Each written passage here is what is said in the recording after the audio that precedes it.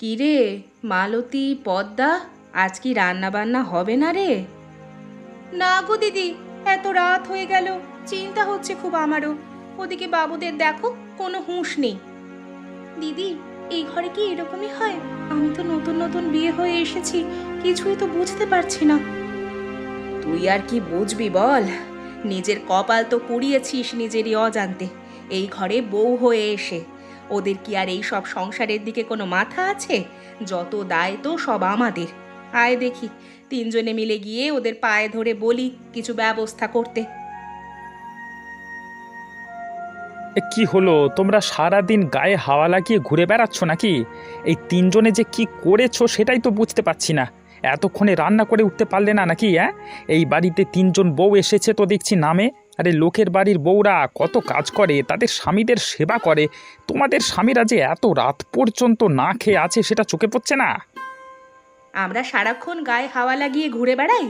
সংসারের কথা কিছু খেয়াল আছে তোমাদের? আজ সকাল থেকে তোমাদের বলে আসছি যে ঘরে কোনো রান্নার জোগাড় নেই। সকালে যা হোক করে সামলানো গেছে, কিন্তু এখনো পর্যন্ত তোমরা এখানে বসে বসে আড্ডা মারছো, কিচ্ছু আনলে না। কিভাবে রান্নাটা হবে শুনি? ওগো, তুমি তো একটু বোঝার চেষ্টা করো, এই সংসারটা তো আমাদের সকলের। আমরা সকলে যদি খেয়াল না রাখি তাহলে কি করে চলবে? কি হয়েছে কি? এত গল্প আমরা শুনতে পারবো না। এখন তো অন্য বাড়ির লোকেরা খাওয়া দাওয়া করে ঘুমিয়ে পড়লো। তোমাদের জ্ঞান কবে হবে? বাজার যদি না থাকে তবে জোগাড় করবার দায়িত্ব তোমাদের, আমাদের নয়। আগেকার দিনের মেয়েরা স্বামীদের সেবা করত, তোমরা দেখছি সেসব শিক্ষা দীক্ষা ভুলে গেছো। আরে ঘরে যা অল্প মুড়ি রাখা আছে আমাদেরকে দিয়ে যাও। আর তোমরা আজকে না খেয়ে থাকো, কালকে সকালে যখন খিদে পাবে তখন এমনি এমনি নিজেদের ব্যবস্থা ঠিক তোমরা নিজেরা করে নিতে পারবে। তাহলে এটাই তোমাদের সিদ্ধান্ত তো? যদি এটাই তোমাদের সিদ্ধান্ত হয় তাহলে মুড়ি আমরা তোমাদের দিয়ে যাচ্ছি। তবে আজকের পর থেকে তোমাদেরও নিজেদের কাজ বুঝে নিতে হবে।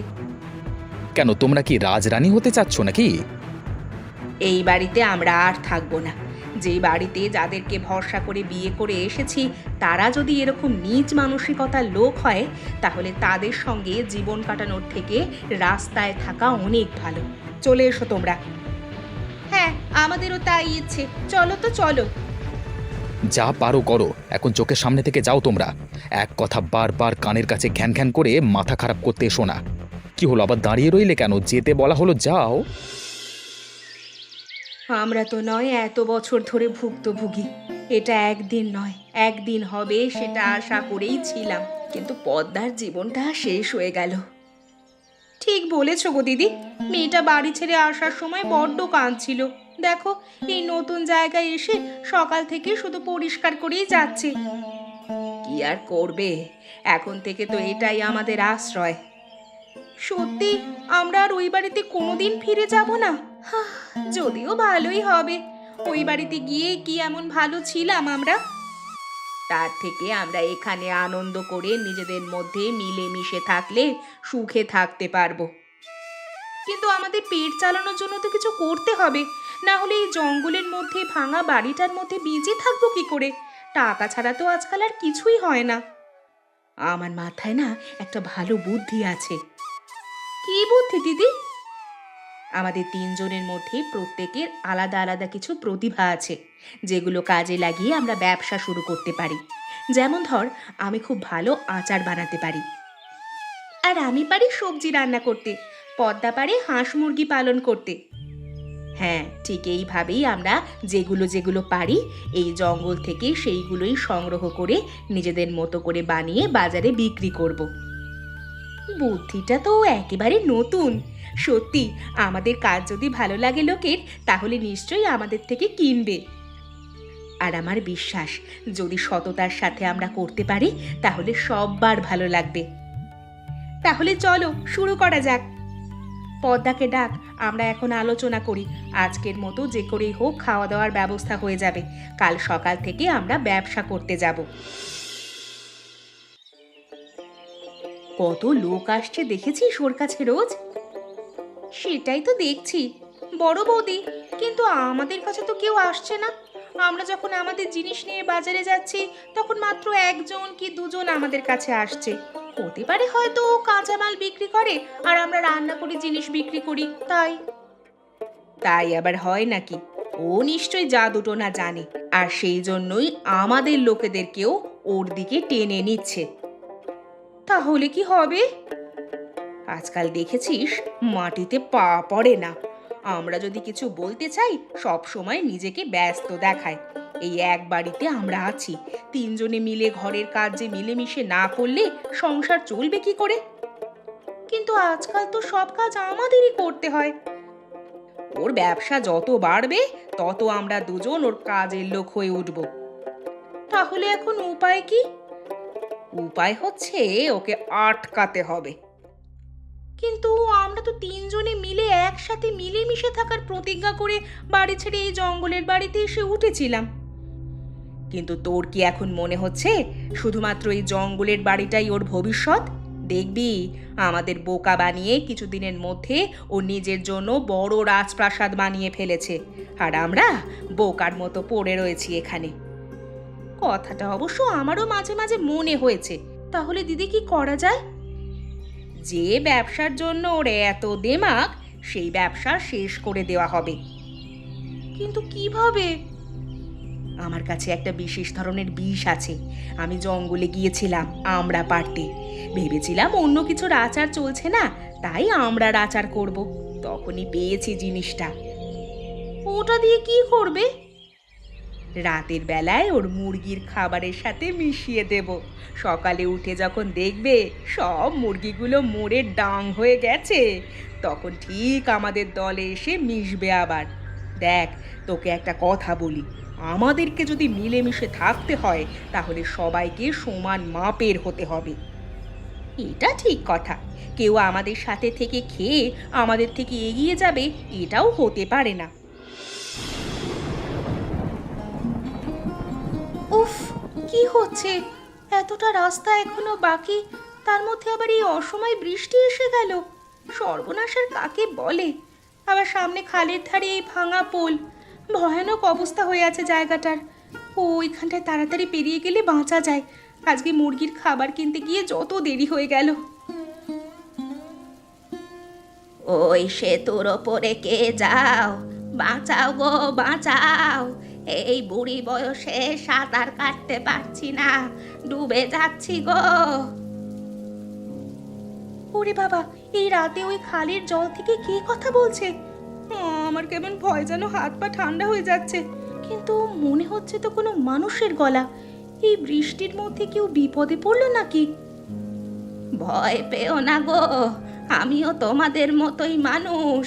বৃষ্টির মধ্যে গ্রামের হাট থেকে ফিরতে গিয়ে এখানে পড়ে গেছি, আর উঠতে পারছি না। আমাকে বাঁচাও, ওপরওয়ালা তোমার ভালো করবে। কি সর্বনাশ! বুড়িমা, তুমি ওখানে একটু অপেক্ষা করো, আমি যাচ্ছি। তুমি শুনতে পাচ্ছ? তুমি ঠিক আছো? ও বুড়িমা, তুমি ঠিক আছো গো? মা, তুমি ঠিক আছো? উঠে এসো, আমার হাত ধরে ধীরে ধীরে উঠে এসো।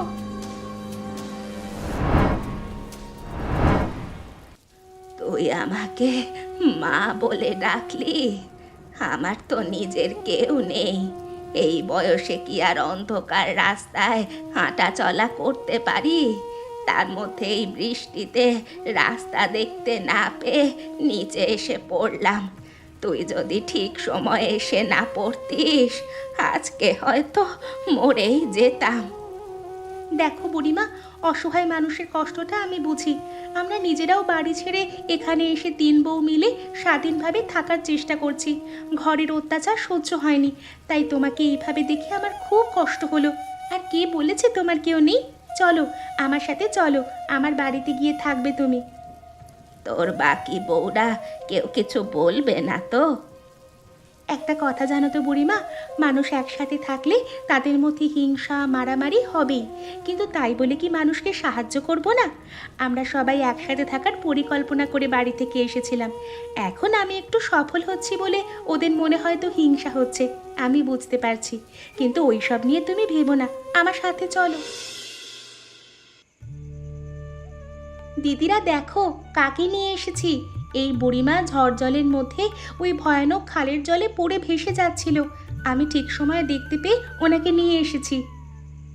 এই জঙ্গলের মধ্যে আমার একটা পাতার ঘর আছে, এই ঝড় বৃষ্টিতে হয়তো সব নষ্ট হয়ে গেছে। তোমরা যদি এই অসহায় বুড়িটাকে আশ্রয় দাও তোমাদের ভালো হবে। হাঁস মুরগি পালন করতে করতে কবে থেকে মানুষ পালন করা শুরু করলে তুমি পদ্মা? দিদি ভাই, এ কি বলছো তুমি? আমরা তিনজন সিদ্ধান্ত নিয়েছিলাম যে একসাথে মিলেমিশে থাকবো আমরা। তোমার মুখ থেকে এরকম কথা তো ভাবতেও পারি না। কি ভাবতে পারো তুমি? একসাথে থাকার ঢং দেখিয়ে নিজের পকেট গোছাতে তো ভালোই পারো তুমি। আমি কি পকেট গুছিয়েছি বৌদি? আমি তোমাদের কোন পাগাধানে মই দিয়েছি বলো তো? ভুলে যেও না যে আজকে বুড়িমার যা অবস্থা, একদিন আমাদেরও সেই অবস্থায় ছিল। ভুলে তুমি যাচ্ছ। তুমি কি ভেবেছো এই বাড়িতে তুমি একা উপার্জন করবে আর আমরা সবাই তোমার চাকর হয়ে পড়ে থাকবো? সেই কথা তো কোনোদিন বলিনি। সংসারে কাজ করতে গেলে একটু তো এদিক ওদিক হবেই, সেটা তো মানিয়ে নিতেই হবে। মানিয়ে নেওয়ার কথা নয়, আমাদের সিদ্ধান্ত হচ্ছে যে তুমি বুড়িকে রাখো আর যাকেই রাখো না কেন নিজের পয়সায় খরচ করে খাওয়াবে। আমরা আর কিচ্ছু বলতে চাই না। ঠিক আছে, যদি তাই হয় তবে এখন থেকে আমরা আলাদা হাঁড়িতে থাকবো। বুড়িমা আর আমি নিজেদের মতো করে রান্না করে খাবো।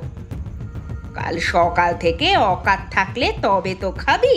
সকালে ঘুম থেকে উঠেই দেখবি যে তো সব মুরগি ঠ্যাং উল্টে আকাশের দিকে তাকিয়ে ঘুমাচ্ছে। তখন আমিও দেখবো যে তোদের পেটে খাবার কি করে যায়। তখন যদি তোদের মুখে লাথি না মারতে পেরেছি তবে আমার নামও সুধা নয়। ঠিক আছে ঠিক আছে, সেটাই করো। যা করতে হবে আমাদের তাড়াতাড়ি করতে হবে, বুঝেছিস তো? আমার কিন্তু খুব ভয় ভয় করছে গো দিদি। এমনিতে একটা মাথা ছিল, তার সাথে আবার আরেকটা মাথা যোগ হয়েছে। কি জানি কখন যদি বুঝে ফেলে সর্বনাশ হয়ে যাবে আমাদের। সর্বনাশ হতে আর কি বাকি আছে? ঘর ছেড়ে এখানে এলাম অনেক স্বপ্ন নিয়ে, এখানে এসেও আমাদের ভাগ্য ফিরল। যদি বেশি কিছু হয় তাহলে এই ঘরের মুখে লাথি মেরে আবার আমরা চলে যাব অন্য কোথাও। আমার আর অন্য কোথাও যেতে ভালো লাগছে না গো। এইভাবে পালিয়ে পালিয়ে কি বাঁচা যায়? না হলে কি করবি?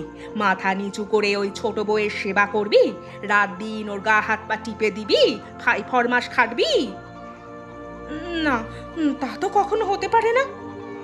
তাহলে দুদিন আমাদের বাড়িতে এসে আমাদের সাথে সম্বন্ধ পাতিয়ে আমাদের মালিক হয়ে উঠেছে, আর সন্ধেবেলায় ওই বুড়িটাকে নিজের ইচ্ছায় আমাদের বাড়িতে নিয়ে এলো। একবারও আমাদের মতামত নেওয়ার প্রয়োজন মনে করেছে? উল্টে তুমি যখন অতগুলো কথা বললে তখন তো তোমার মুখে কত কথা শুনিয়ে দিল। তাহলেই বুঝতে পারছিস তো? এখন চল, মুরগিগুলো ঘুমাচ্ছে, সকালে উঠেই খাওয়া শুরু করবে। সকালের খাবারটা যেন ওদের হজম না হয়, ওই খাবারটা খাওয়ার পর যেন একেবারে ঘুমের দেশে চলে যায়। বাবা গো, বাঁচাও গো! কে গো এরা? ওরে বাবা, ভূত ভূত! ওরে না রে না, চোর এসেছে, চোর চোর এসেছে, বাঁচাও! কে কোথায় আছো গো? বাঁচাও! মরে গেলাম, আমাদের মেরে ফেললো। এ কি, তোমরা তোমরা এখানে চুরি করতে এসেছো? ওরে বাবা, তুমি? কিন্তু এখানে এইভাবে কেন এসেছিলে? আমাদেরকে মারতে চাইছিলে নাকি তোমরা? তোমাদের বাড়ি ছেড়ে এসেছি বলে আমাদের ওপরে প্রতিশোধ নিতে চাইছো? আসলে তোমরা চলে আসবার পর সত্যি সত্যি আমাদের পেটে কিছু খেতে পাইনি আমরা। জীবনে তো কোনোদিন কিছু কাজ করিনি। তোমরাই যা টাকা পয়সা রোজগার করেছো বা জোগাড় করেছো সেই দিয়ে জীবন কাটিয়েছি। তারপর বুঝতে পারলাম জীবনে কত কষ্ট। আর তারপর? আমাদের উপরে গ্রামের কেউ বিশ্বাস করতো না, ভরসা করতো না। তাই সবার কাছে কাজ যাওয়ার পর সবাই আমাদের তাড়িয়ে দেয়। বাধ্য হয়ে পেটের তাগিদে আমরা চুরি করবার কথা ভাবি। তোমরা এখানে কি করে এলে? শুনেছিলাম গ্রামের বাইরে এই জঙ্গলে নাকি একটা খুব বড় মুরগির খামার আছে। ভেবেছিলাম যদি এই মুরগির খামার থেকে কতগুলো মুরগি চুরি করে নিয়ে যেতে পারি তাহলে আমরা নতুন করে একটা ব্যবসা শুরু করতে পারবো। এখানে চুরি করতে এসে যখন সামনে থেকে এদের দুজনকে দেখতে পেলাম ভাবলাম যে হয়তো আমরা ধরা পড়ে যাব, তাই ওদের বেঁধে ফেলবার চেষ্টা করছিলাম। বেঁধে ফেলার চেষ্টা করেছিলে সত্যি, নাকি মেরে ফেলার চেষ্টা করেছিলে? আমি তোমাদের দিব্যি দিয়ে বলছি, আমাদের কথা বিশ্বাস করো। সত্যি আমরা বুঝতে পারিনি যে তোমরা ছিলে। তোমাদের ক্ষতি করবার কোনো চেষ্টা করিনি, আমরা শুধু মুরগি নিয়ে পালিয়ে যেতাম। আমাদের ক্ষমা করে দাও। তোমাদের অনেক কষ্ট দিয়েছি এবং আমরা প্রত্যেকে নিজের ভুল বুঝতে পেরেছি। আমি ওদের সবারই ক্ষমা চাইছি তোমার কাছে।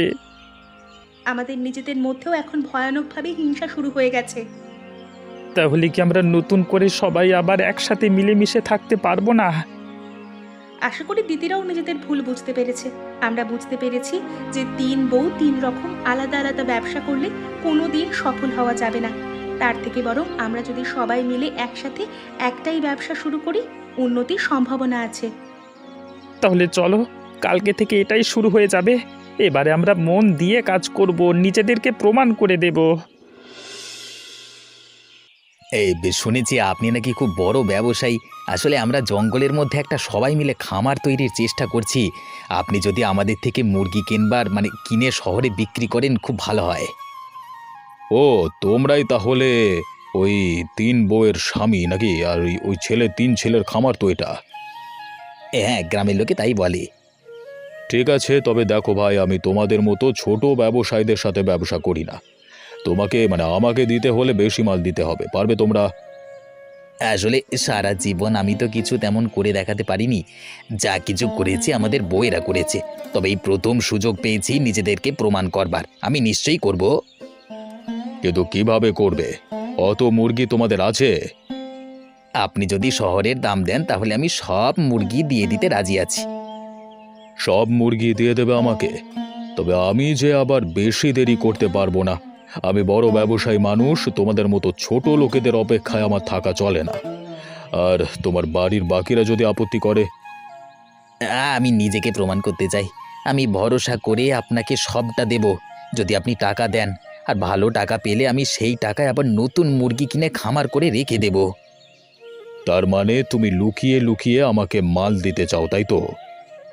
হ্যাঁ, কালকে ভোরবেলায় আসুন, আপনি আপনার মাল বুঝে নিতে পারবেন। তারপর বেলার মধ্যে আমি আবার খামারে নতুন মুরগি রেখে দেব। ওদিকটার দায়িত্ব আমার উপরে আছে, তাই কেউ জানতেও পারবে না। ঠিক আছে, কালকে ভোরে দেখা হচ্ছে তাহলে। এ কি, আমাদের মুরগি কোথায়? দেখতে পাচ্ছ মালতীদি, একটাও মুরগি নেই গো। হ্যাঁ গো, তুমি তো সারাক্ষণ এখানে থাকো, মুরগিগুলো কোথায় গেল? আমাদের আমাদের আমাদের সর্বনাশ হয়ে গেছে মনে হচ্ছে। তার মানে কিসের সর্বনাশ? আমি একজন খুব বড় ব্যবসায়ীকে ভরসা করেছিলাম। সে বলেছিল আজকে সকালে মুরগি নিয়ে যাবে আর একটু পরেই নাম দিয়ে দেবে, দামটা দিয়ে দেবে। প্রায় 4-5 ঘন্টা আমি তার জন্য অপেক্ষা করেছি, কিন্তু একটা টাকাও দেয়নি। আর তুমি আমাদেরকে না জানিয়ে, তার থেকে একটা টাকাও অগ্রিম না নিয়ে তাকে সব মাল দিয়ে দিলে। এইভাবে যে আমাদের সব কিছু শেষ হয়ে গেল। আসলে আমাকে ক্ষমা করে দাও। বড় ক্লান্ত লাগছে আমার। ছোটবেলা থেকে জীবনে কোনোদিন কিছু করিনি। এই প্রথমবার নিজেকে প্রমাণ করবার উত্তেজনা সামলাতে পারিনি। এবারে কি হবে? তুমি তো আমাদের সব কিছু স্বপ্ন শেষ করে দিলে। যে তোমার থেকে মুরগি নিয়ে গেছে তার নাম কি বাবা? ওর নাম বলছিল নিতাই। আমি ঠিক আন্দাজ করেছিলাম। তার মানে তুমি ওকে চেনো? আজ বড় লোক ঘরের মানুষ হয়েও এই জঙ্গলের মধ্যে এতগুলো বছর পড়ে আছি শুধুমাত্র নিজের ওই কুলাঙ্গার ছেলেটার জন্য। তার মানে নিতাই তোমার ছেলে?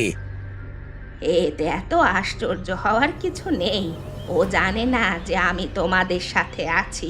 তোমাদের একটা ব্যবসা ও শেষ করে দিয়েছে বলে ভেঙে পড়লে হবে না। তোমরা 3 বউ যেভাবে 3 রকম ব্যবসা শুরু করেছিলে, সেই ব্যবসা আবার শুরু করো। এবারে আমি তোমাদের সাহায্য করব। তোমাদের স্বামীরা তোমাদের পাশে আছে। এই একটা ব্যবসা যখন বড় হচ্ছিল, একজনের মনে অহংকার বাড়ছিল। তোমরা কেউ মন দিয়ে কাজ করতে পারছিলে না, তাই যা হবার হয়ে গেছে। নিজেদের কাজ শুরু করো, আমরা ঠিক সময়ে উত্তর দিতে পারবো। সত্যি আমরা এতদিন সার্থক হতে পারিনি, তার কারণ 3 জনের আলাদা আলাদা ব্যবসা আমরা 3 রকমভাবে করছিলাম। কিন্তু 3 জনই যখন একসাথে 3 জনের আলাদা আলাদা গুণকে কাজে লাগাতে শুরু করলাম, তখন দেখেছো আমরা সফল হয়েছি। এইসব হচ্ছে বুড়ি মায়ের বুদ্ধি। আমি আবার নতুন করে মুরগির ব্যবসা শুরু করেছি, তবে সেটা শুধু আমাদের এই হোটেলের জন্য। তুমি আমাদের হোটেলের জন্য রান্না করছো, আর সুধা দিদি আচার বানাচ্ছে, তাও আমাদের হোটেলের জন্য। আর সেই জন্যই আজ কত মানুষ আনন্দ করে খাচ্ছে, আর এখন আমাদের স্বামীরা আমাদের হোটেল পরিচালনা করছে।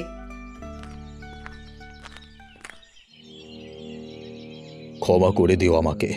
আমি সেই নিতাই যে তোমাদের মুরগি চুরি করেছিলাম তোমাদেরকে ঠকিয়ে। আজকে লোক ঠকাতে ঠকাতে নিজেই ভিখিরি হয়ে পড়েছি। দয়া করে আমাকে কিছু খেতে দেবে? তোর প্রাপ্য জবাব তুই পেয়ে গেছিস তো? মা, তুমি তুমি এখানে? ঠিক আজকের দিনটার জন্যই আমি অপেক্ষা করেছিলাম। আমি জানতাম যে তুই একদিন না একদিন ঠিক আসবি।